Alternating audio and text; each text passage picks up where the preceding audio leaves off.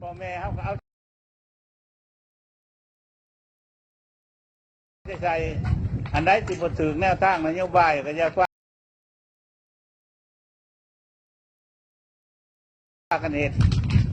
คัดกับระเบียบกฎหมายอย่าคือ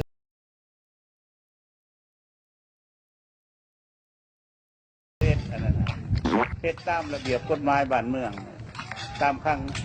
ำสั่งสอนของพรรคของรัฐเอาอันนั้น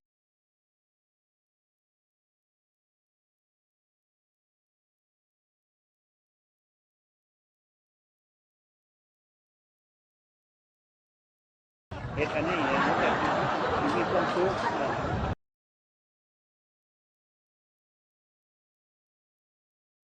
ถ้าเฮ็ดแนวอื่นเนี่ยมันสิมีปัญหาเอาบ่เฮ็ด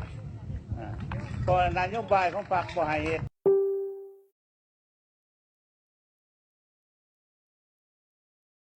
ในแนวนั้นเอาใส่สติปัญญาเหือแห้งเอาดินเอา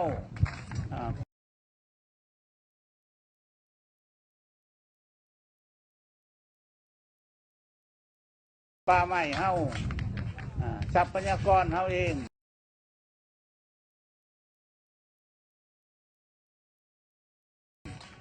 เขาพัฒนาเพื่อเลี้ยงเขาเองอย่าง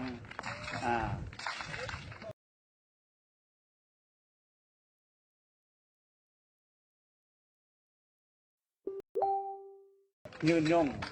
บ่เชียบ่เปลือง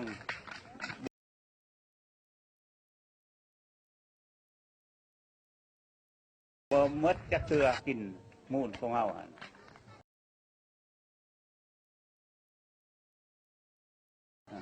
ันนั้นแหละแต่ฉันจะมานี้เราเป็นการดีใจแล้วเห็นพี่น้องเขามีอันใหม่มีความตัดสินใจใหม่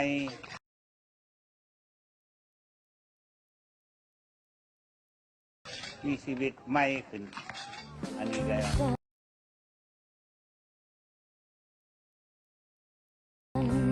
แสดงความสมเชยแล้วการแสดงว่าห่วงกัน